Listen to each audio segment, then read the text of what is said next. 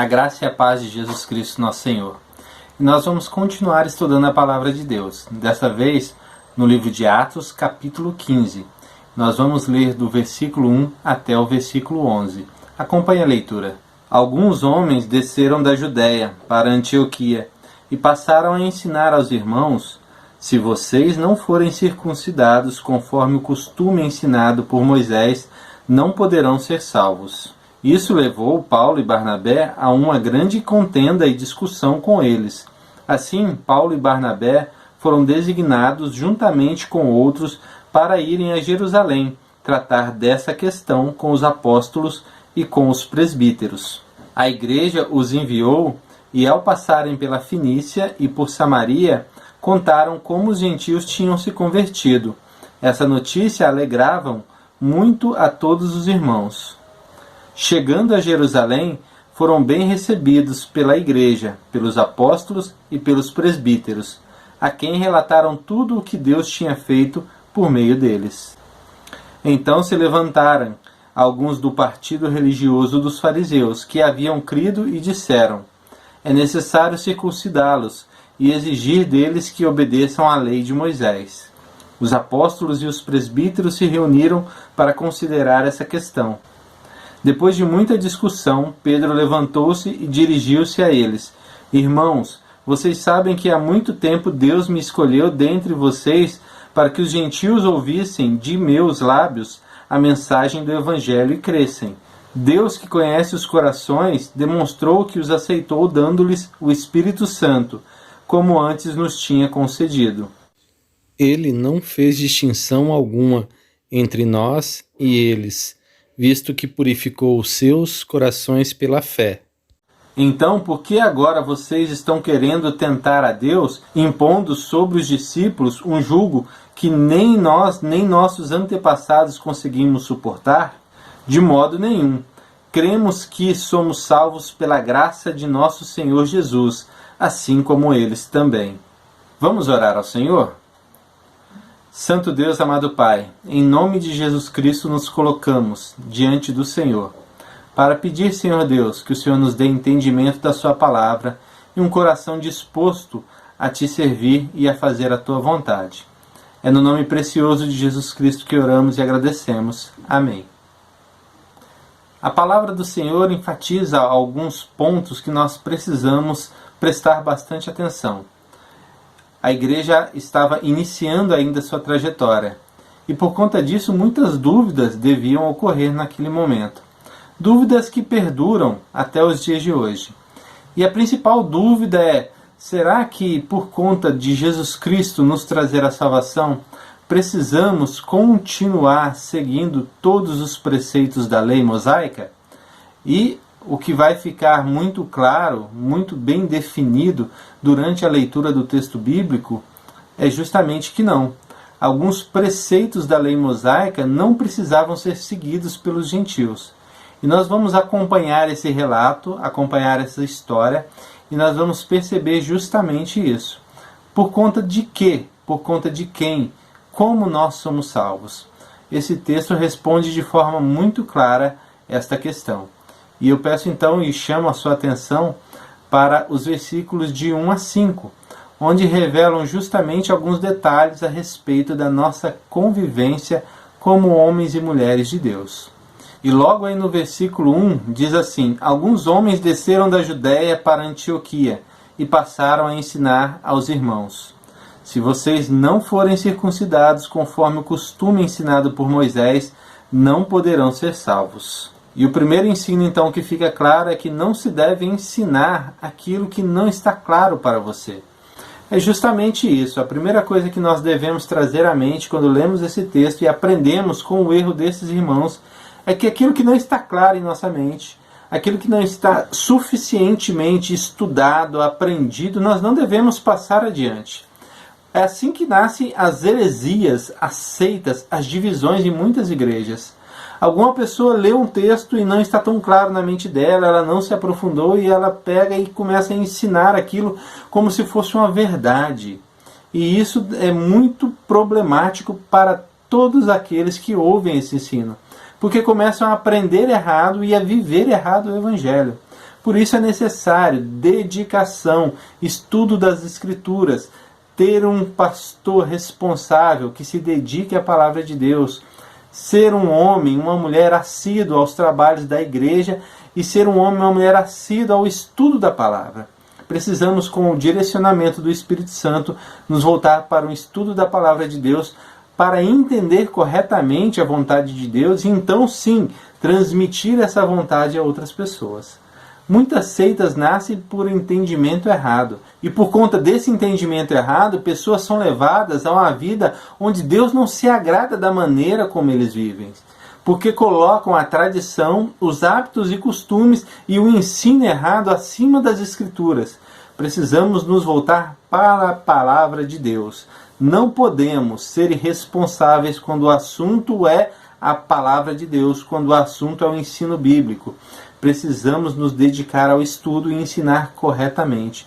Não podemos de forma alguma trazer à tona aquilo que está em nossa mente sem levar em consideração a palavra, a Escritura, a Bíblia.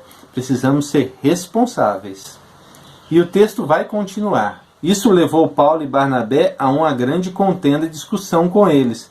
Assim, Paulo e Barnabé foram designados, juntamente com outros, para irem a Jerusalém tratar dessa questão com os apóstolos e com os presbíteros. E o outro ensino que fica claro aqui é que, ainda que pensemos diferente, precisamos estar abertos ao diálogo.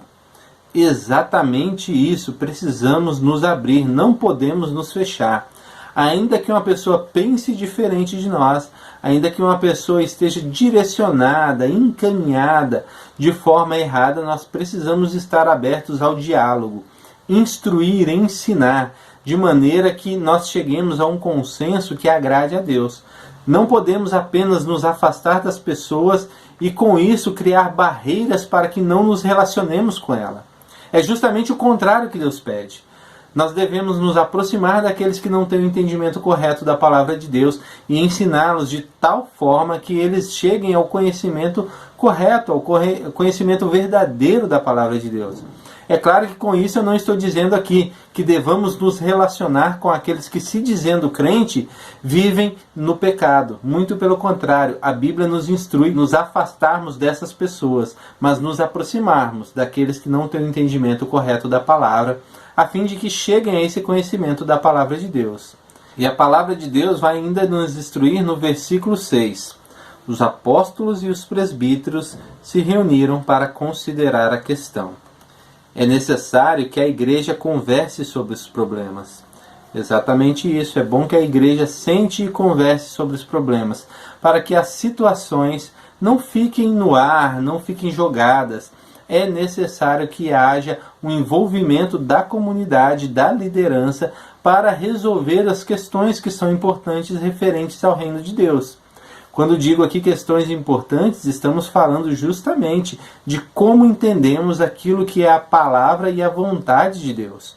Precisamos reunir a igreja e conversar sobre aqueles assuntos que são difíceis, complicados. Muitas vezes as pessoas têm dificuldade em sentar para conversar porque têm dificuldade em lidar com a opinião contrária. Mas isso está equivocado.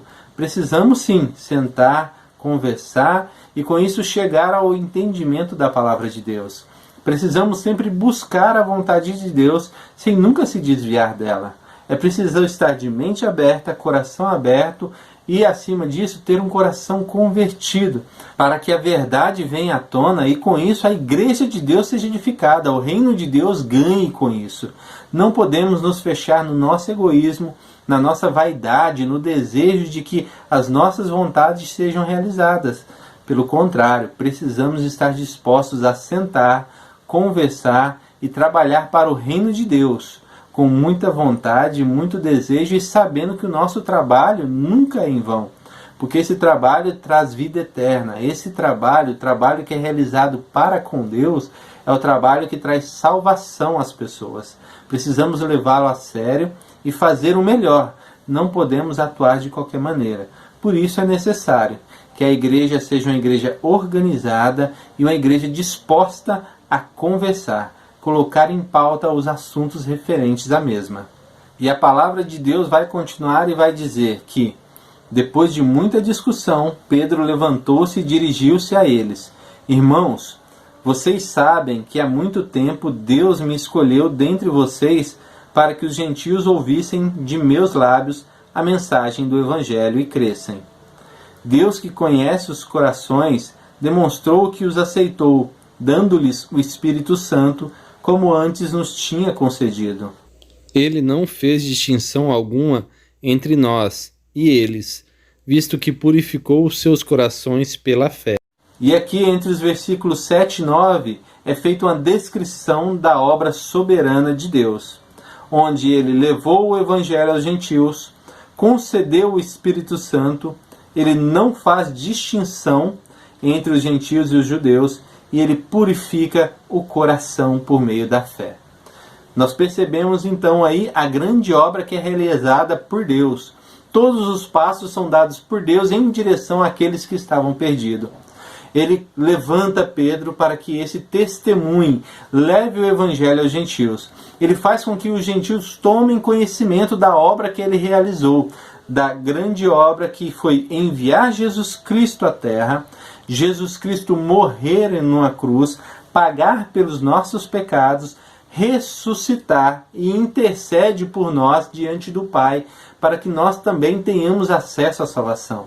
Então a primeira coisa, Pedro faz questão de dizer, Deus me levantou para que eu testemunhe aos gentios, para que estes não fiquem sem testemunho, para que eles tenham o conhecimento da vontade de Deus. Isso é uma obra que Deus realiza. Em seguida, vem a demonstração de que Deus não deixa o homem sozinho. Ele concede o Espírito Santo para que o homem caminhe, ande em santidade, para que o homem possa ser convencido do pecado, da justiça e do juízo, para que o homem seja direcionado a viver uma vida que agrade a Deus. Isso é uma obra do Espírito Santo, ele vai realizando isso no homem, para que o homem também tenha o fruto do Espírito. E isso é uma mudança de comportamento, uma mudança moral, uma mudança ética, uma mudança que vem de dentro para fora, uma obra que só o Espírito Santo realiza. E isso só é possível porque Deus concede o Espírito Santo ao homem. Em seguida, é perceptível que vai se reafirmar que Deus não faz distinção. Não faz distinção de povos, etnias e raças, tribos ou nações. Deus quer salvar a todos. E assim como ele demonstra em toda a Bíblia, Deus deseja que o homem se aproxime dele. Deus deseja e faz esse convite de uma forma muito forte, entregando seu filho para morrer na cruz e ressuscitando Jesus e demonstrando que ele tem poder sobre a vida e sobre a morte, e que esse Jesus que morreu na cruz, ele pode trazer a salvação por meio da fé em Jesus. E o texto vai deixar claro que quem purifica o coração é Deus. Essa é uma obra de Deus. Somente Deus pode realizar essa obra. Ele realiza por intermédio, por meio da ação do Espírito Santo na vida de todo aquele que crê. E o texto vai continuar agora e vai deixar claro algo muito importante. Versículo 10. Então, por que agora vocês estão querendo tentar a Deus, impondo sobre os discípulos um jugo que nem nós, nem nossos antepassados conseguimos suportar? E Pedro vai deixar claro que a salvação não é por meio de sacrifício. Exatamente isso, a salvação não é por meio de obras, não é por meio de sacrifícios. Nada do que podemos pensar em realizar para obter a salvação poderia satisfazer a Deus, poderia aplacar a ira santa de Deus contra o pecado que nós realizamos. Tão somente Jesus Cristo pôde fazer isso. Não há nenhum tipo de sacrifício, seja subir escada de joelho, seja andar grandes distâncias, seja flagelar o próprio corpo, não importa pagar algum tipo de promessa, não importa que tipo de sacrifício tenhamos que pensar, imaginar, nada é possível. Não é por obras para que ninguém se glorie. E é bem verdade que muitas das vezes nós queremos pagar, queremos ser merecedores dessa graça de Deus, merecedores da salvação.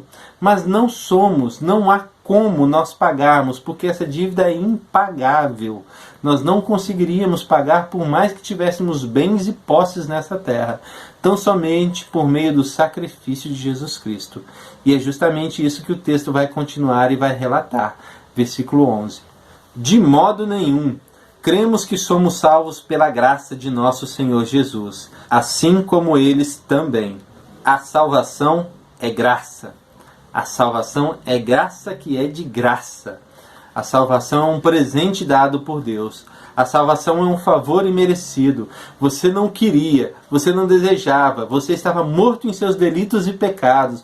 Você ignorava a existência de Deus e se achegava cada vez mais a seu pecado, praticando esse pecado. Porém, Deus vem com o seu amor e entrega para você um presente que você nunca imaginou receber. Coloca nas suas mãos. E esse presente que ele coloca em suas mãos abre os seus olhos, retira o véu de frente da sua face e mostra para você que você é um pecador que necessita arrepender-se do seu pecado, que necessita confessar o seu pecado, que necessita crer em Jesus Cristo e tê-lo como único e suficiente Senhor e Salvador de sua vida.